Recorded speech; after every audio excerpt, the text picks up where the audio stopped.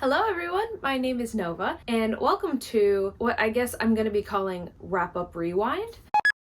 And this is where I'm going to be wrapping up all of the books that I read before I started this channel. So I made this channel in July, and I've done a July wrap up, but I kind of wanted to do one for the first 6 months of the year, just so I can look back on it and have a full documentation of 2023. So I think where we're gonna start is in January, but I'm gonna combine January and February because there's a series that kind of bridges the two. And so while I read a bunch of books in those 2 months, 8 of them are from that series, another 6 of them are from another series, and I'm just gonna talk about those kind of all in one go. So it just kind of makes sense to smush January and February together. So if you saw the July wrap up, you'll know that I have a little graphic with my statistics. Thank you again to Books and Lala, Kayla, for the idea for that. So I guess we'll just start off with going through January. So in January, I read 10 books and I read 2,418 pages. 7 of them were audiobook only. I didn't have the physical versions yet. 1 of them was a free ebook that I found online, and 2 were bought new. They were on my physical TBR already.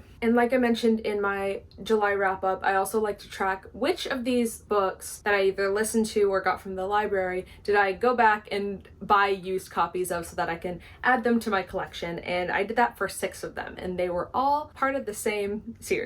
As for my star ratings, I had 1 1.5, 2 3 stars, 2 3.5s, 1 4-star, 1 4.5, and 3 5 stars. As for how I read them, 3 of them were in tandem where I listened to the audiobook and read along with it, and 7 of them were audiobook only. And that's mainly because I listened to these while I was at work. Back then I had a coworker in my office who we would listen to audiobooks together, and so a bunch of those were listened to together as we were working. And tracking where I got the audiobooks from, 6 of them were from Scribd, 1 was from Libby, 2 of them we bought using like Audible credits, and 1 of them was free. I found it online. And I only really ever do that if I cannot find it anywhere, and I admittedly do not have the money to purchase like a $15 audiobook, so I don't condone it, but it does happen sometimes. As for a few smaller statistics, 7 of them were fiction and 3 of them were nonfiction. 9 of them were adult books and 1 was YA. 4 of them were novels and 6 of them were novellas. Again, all part of the same series. And I had 0 DNFs this month, and the books year to date was 10, since it's obviously January. So to start off, me and my coworker listened to Fuzz by Mary Roach. And this is a nonfiction book about like the whack things that happen in nature. Mary Roach is a very popular, very comedic nonfiction writer who kind of deep dives into science-y stuff. And I thought this was a delight. This was super fun to listen to on audio. This is one of the ones that I ended up buying after I listened to it because I found it at some kind of book sale, I don't remember. But yeah, this kind of details a bunch of different stories and histories and science-y stuff, including like bear attacks and stuff like that. It's very funny. A lot of the, what are they called? Footnotes. A lot of the footnotes are also very funny, and instead of using it for like citing sources and stuff, she'll use it if she has like an aside that like won't fit into the book but she wants to talk about anyway. And I also first heard about one of these stories in This American Life, I believe. I think they might have showcased one of her stories on there. Since the audiobook is narrated by Mary Roach, as was her part in that podcast, I knew I was going to enjoy it. I don't think any of her other audiobooks are narrated by herself. That's kind of a shame because I really liked her, and I always just prefer when a nonfiction writer narrates something themselves. I think it's very fun. I highly recommend this if you want like a fun, lighthearted kind of nonfiction that isn't going to put you to sleep.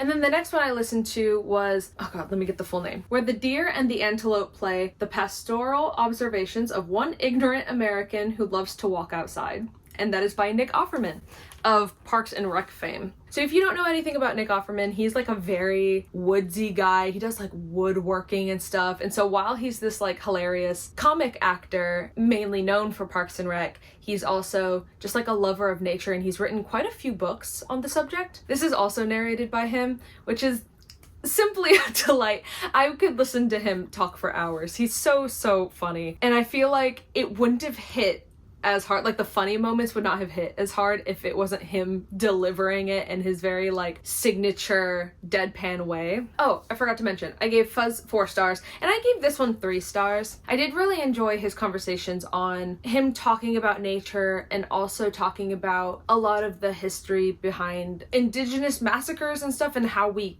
got that land that he's currently exploring. There's a lot of reviews on this book that are like 1 star, it got political. I'm like, yeah, because everything is inherently political. Us living on stolen land, us camping on these grounds and stuff, that is inherently political. And he talks about how like his high school mascot was some caricature of a Native American and the history behind that and how a lot of schools are changing that mascot and a bunch of stuff like that. And like I've seen some people say that it felt like a white man mansplaining topics of racism and stuff like that, and I kind of disagree because I really appreciate the way that he presented a lot of these facts, and you can tell that he is well researched. And when it comes to presenting these facts to his likely very white audience, a lot of them won't listen to own voices, right? But they will listen to a rich, popular white guy who they like from that funny TV show, right? And so he's getting these ideas across to people who would likely not listen to anyone else try and explain it to them. And it felt very intentional. You can tell that he knew that he could not talk about his fun and quirky experiences in nature without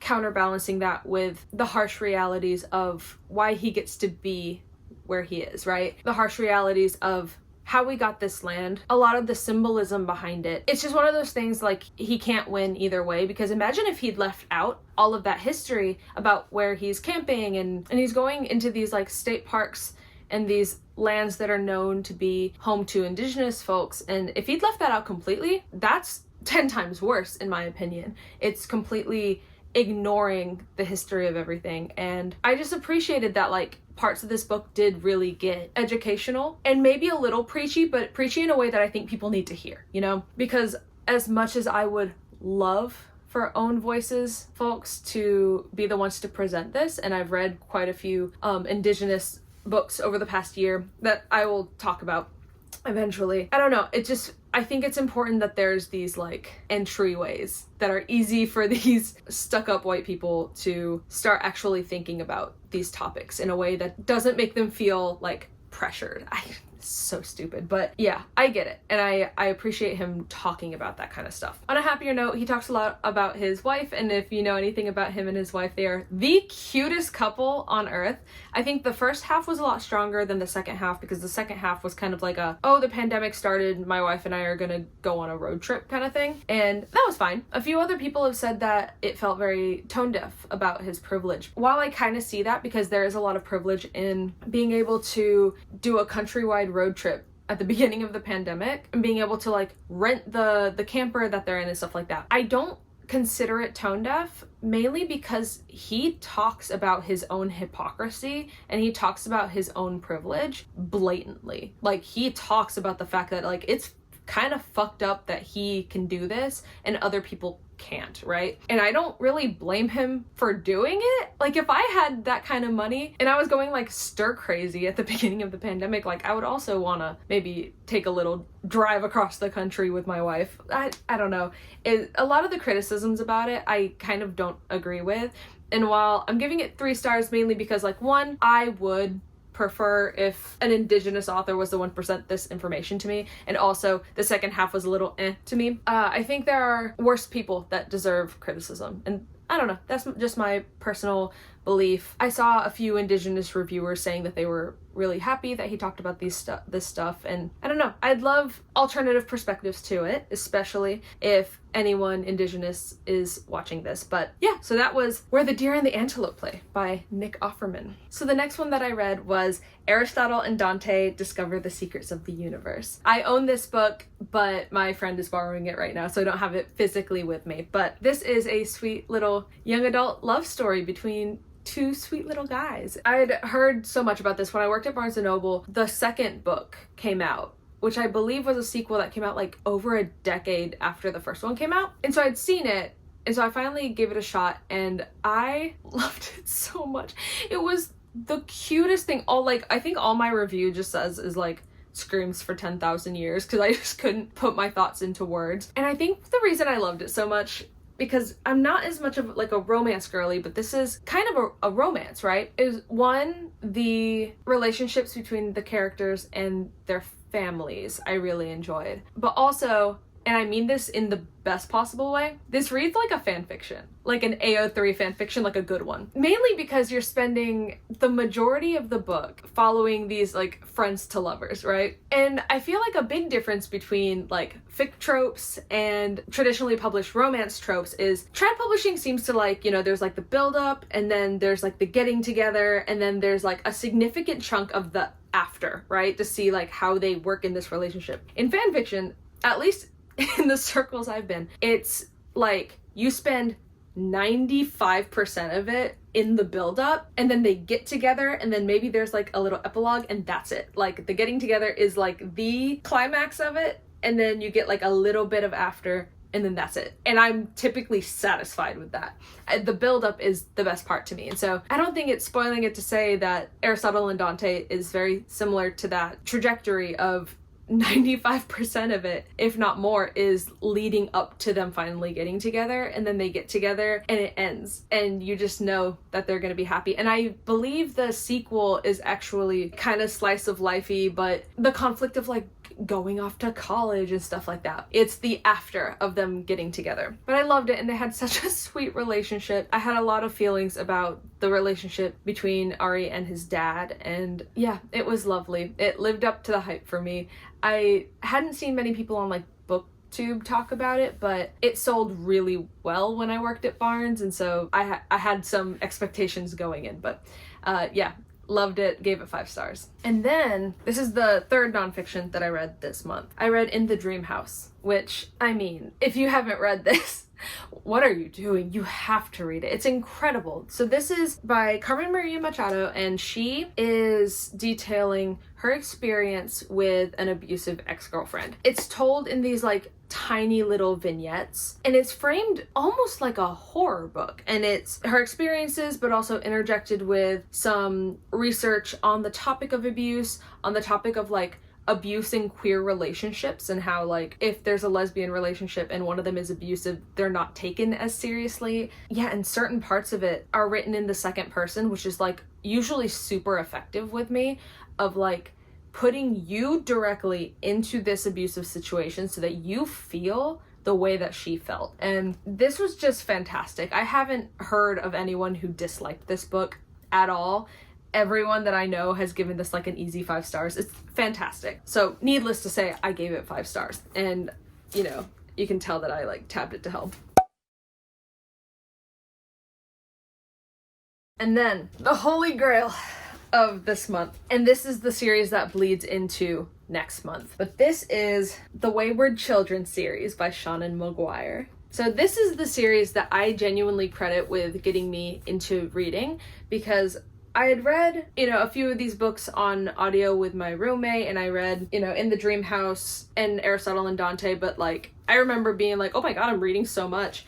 And then I found this series and I blasted through all 8 of these in 8 days. I mean, Seanan McGuire has just become my favorite author, hands down. Even the ones in the series that I ended up not really vibing with, it didn't affect the way I felt about the rest of it. So if you haven't heard of this series, the Wayward Children series is about this school, and it's run by a woman named Eleanor West.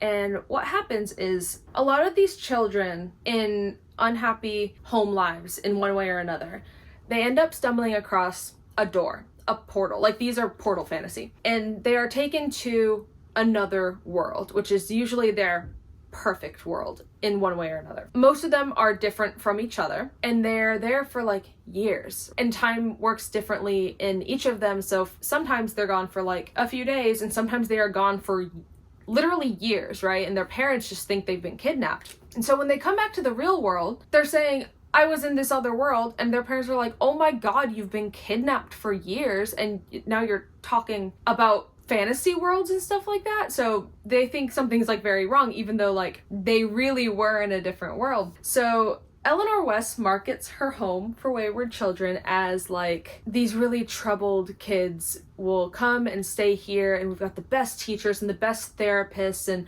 blah blah blah. We will stop this line of thinking. So the parents drop them off, and then she goes, hey, I believe you because I also had a portal. I also had a door. So I'm not here to tell you to forget it and gaslight you into thinking that it wasn't real, because it was. I'm here to help you acclimate back to this world. And all of the teachers have also had their own doors that they've gone through. Yeah, so these are adult books. The first few might read kind of like YA, but as it goes on, it hits on darker topics, and I would not consider these YA, but all of the kids are like older teens, right? They're not like 12, 13, they're like 16, 17, 18. I just love this cast of characters so much. For her to write these stories and make me care about these characters in such short page counts is incredible. And so the way that this is structured is, we're just gonna hold them like this. This is the first one. So every odd one is set in the school, and sometimes it goes to other worlds, but like home base is the school. And then every even one is a backstory to one of the characters that you have met in previous ones. So like this one takes place at the school. This one is a backstory for two kids that you met in this one.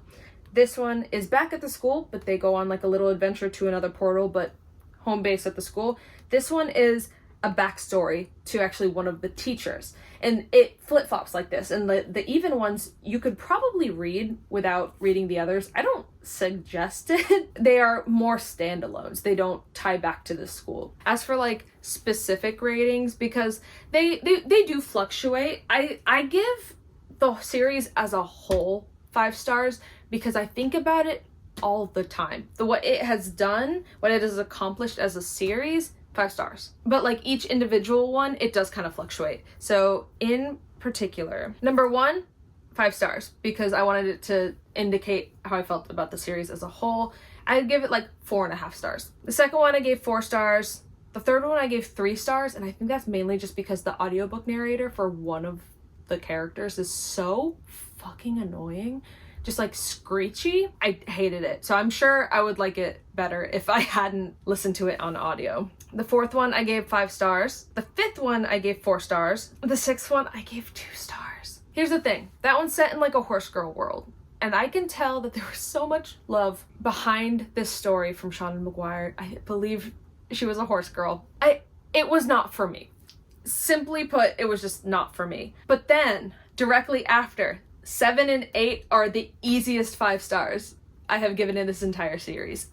They are so good, and those are the ones that start getting into like darker territories, where the Drowned Girls go, and Lost in the Moment and Found in particular. And the next one that's coming out in January involves dinosaurs, and I cannot wait to see what the hell that's gonna do. It's so good. I mean, I'll probably do a reading vlog of me reading all of these again, like rereading the 8 in order to read the 9th, because that's actually how I found this series in general, because Books and Lala did a video where she reread the 7 in anticipation for the 8th. So I think I'm gonna try that myself because I already want to reread these. They're so good. But yeah, so 6 of these I read in January. The last 2 I read in February, which is why I was saying like it's kind of the bridge into February. So let's pause and I will go over February stats real quick. Hello, Editing Nova here. I realized as I was editing in some free time at work that I completely skipped over the 1.5 star that I read in January.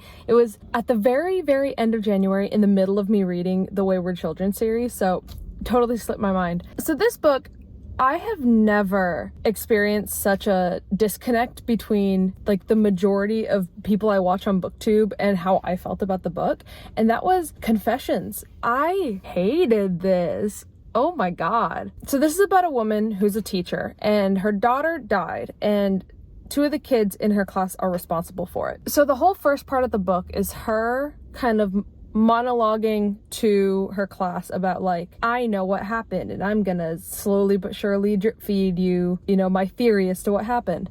And then the second part switches into another character where like you learn some more, and then same with the third part, fourth part, you're like learning a little bit more. The issue with it for me is that it has to like retell you the story every single time. It happens like 6 times. So I already don't like the repetition of that. And then the dialogue was just like really weird. So the first part where she's monologuing, it's set up like she's talking to the class, but because it's almost like you're reading a transcript of like her fucking TED Talk. So it's like, so I know what's going on. How do I know, you ask? Well, let me tell you. Like there's no dialogue, so it just feels really like unrealistic in how it's presented, because people don't just repeat back questions to the person who just asked them the question. So I already didn't like that. One of the chapters was written like diary entries from one of the moms of one of the boys who was accused, and it was the most insufferable thing I've ever had to read, because like, okay, you're writing in a diary. You're not writing down every single thing that you're thinking. So it would be like, my son could never do this. Like, how could my son ever do this? The only thing that makes sense is that, you know, she's trying to shift the blame. That's it. That's exactly what's happening. She's shifting the blame. I wonder who to. And it just doesn't, people don't talk like that in their diaries. People don't write like that. Along with the writing just being like very stilted, and the whole thing being so repetitive.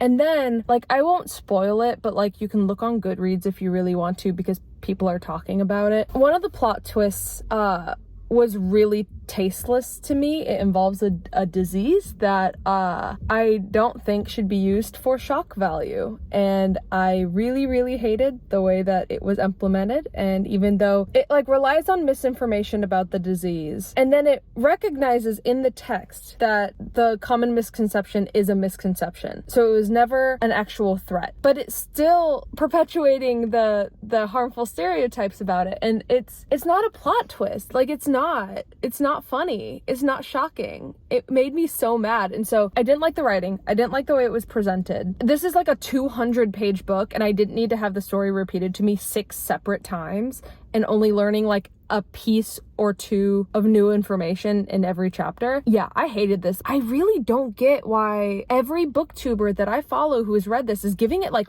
5 stars. They are obsessed with it. It's in their top 10 books of the year from last year, and I don't get it. I truly wonder if we read the same book. I can't find anything that I did like about it. Also, the audiobook was hot garbage. Do not listen to the audiobook. If you still want to read it, go for it, because it's short, but like, don't listen to the audiobook.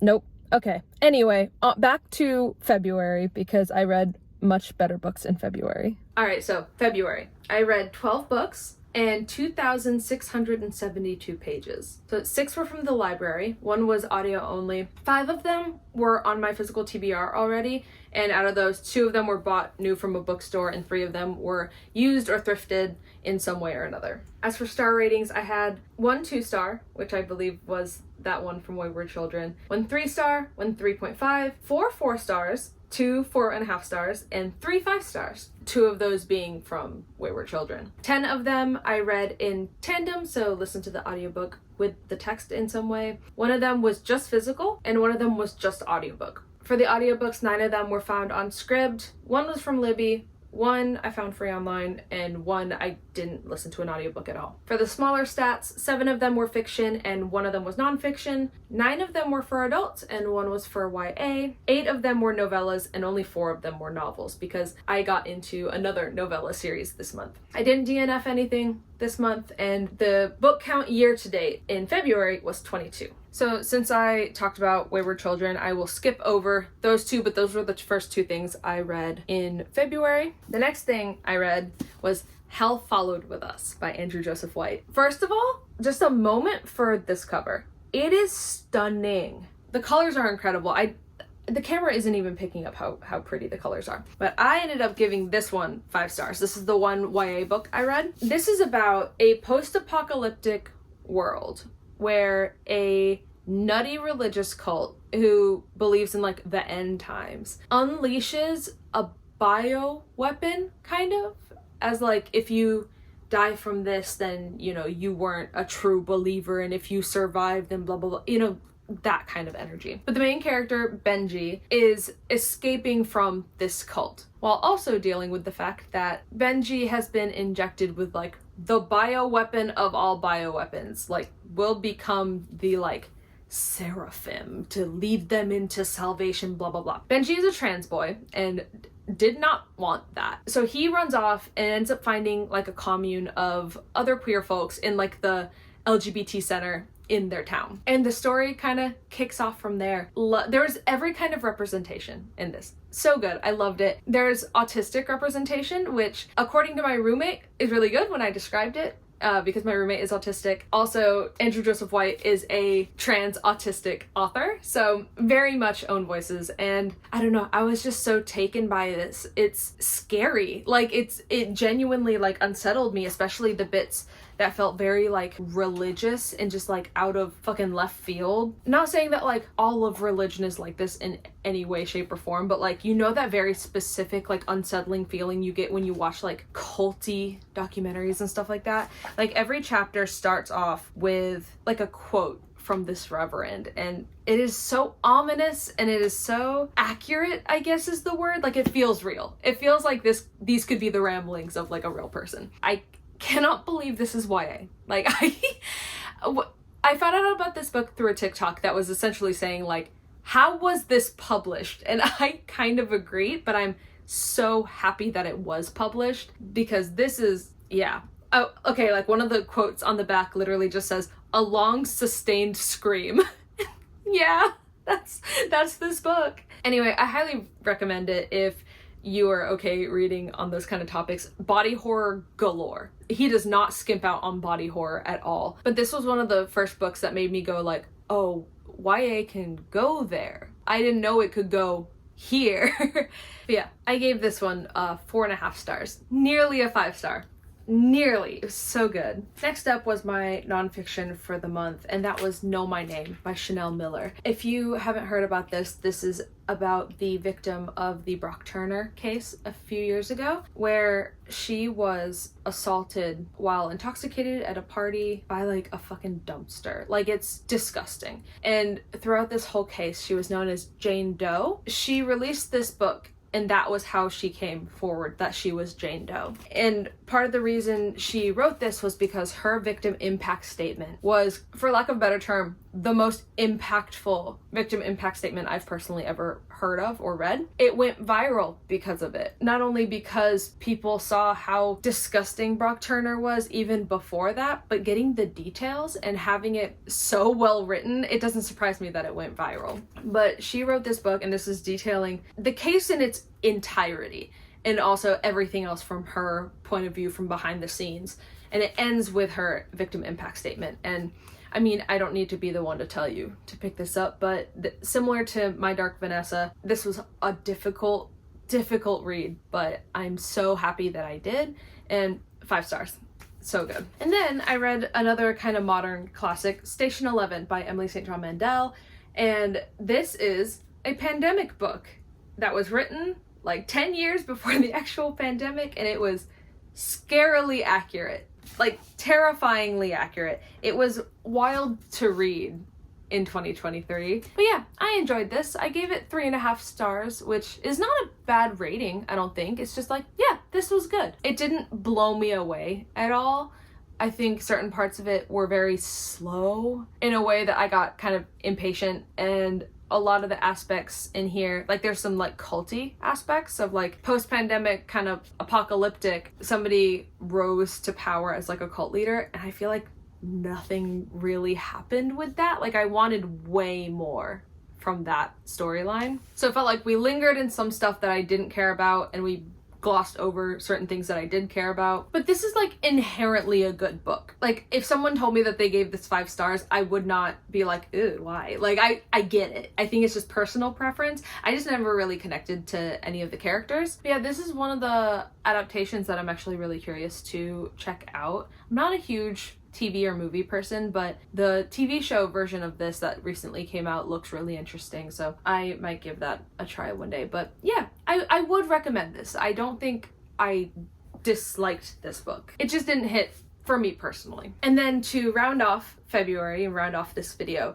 I read the entirety of the Murderbot Diaries novella series, and this series was so much fun. I think I gave every single one of them 4 stars, except for one that I gave 3 stars, which to me is a sign of a really steadily good series, right? And 5 of them are novellas, and one of them is a novel. So it's 4 novellas, a novel, and then 1 extra novella, and I'm pretty sure it's still ongoing. But the Murderbot Diaries are about a robot who is like a helper on spaceships, one of the ones that look human, and he has basically hacked into his like governing system in his brain that's like supposed to keep all of these robots in check, has hacked into it, but pretends like he hasn't done like a big uprising. It's mainly that he like spends his days watching like soap operas. Like he can hack into the like main database and download TV shows during his long travels across space, and he cracks me up. He's so funny. And so because he doesn't have that governing system, he's, you know, helping these people, but internally he's saying like, these people are so fucking stupid. Like, I don't understand their thought process behind this. Anyway, I want to finish up because I really want to watch episode 308 of this show, and it's just so funny. Like, the internal dialogue is just really funny. This character is like so well-rounded to me. And the second one in particular, I think was one of my favorites. But basically Murderbot meets a spaceship who can also talk and has thoughts and stuff. So the dynamic between this robot and this spaceship is like way funnier than it should be. They bicker like an old married couple. And yeah, it's just so fun. I highly recommend it. This and the Wayward Children series are both part of the Tor novella series, where I know that they have a lot of creative control over everything that they do, and these authors seem to really love writing in these. I mean, like I said, that there's 9 of the Wayward Children, including the newest one, and there's 6 in the Murderbot series. And included in that, I think, is the Psalm for the Wild Built. Yeah, this series, which I also really, really enjoyed. These are also part of the Tor.com novella series. But yeah, I want to buy myself a copy of the Murderbot series because they really were so fun. I got them all from the library. It'll just be a matter of me being able to like find them used at a decent price. I don't want to break the bank to get them, but yeah, it was a lot of fun. A really fun way to close out February. And at this point in the year, I went, oh shit, I'm reading a lot. My final count in 2022 was 23 books total, and I thought that was a lot. And at the end of February, I was at 22. And a good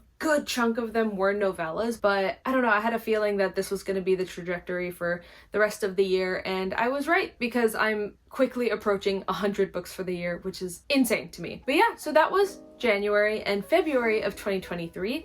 Thank you for reminiscing with me about the books that I read at the beginning of the year. I think the next episode is going to be March and April, and then there's going to be May, and then June, because I read enough in both of those that they kind of deserve their own videos. Thank you for watching this wrap-up rewind. I appreciate you spending your time with me. Stick around for a bunch of fun new videos on this channel. Subscribe for more. Subscribe for possible cat content. Both of them are napping very hard right now, so they have not joined me for this wrap-up. But you will be seeing them in most of my weekly vlogs or challenge vlogs or whatever. Thank you again for watching. I hope you guys have a wonderful rest of your day. Bye!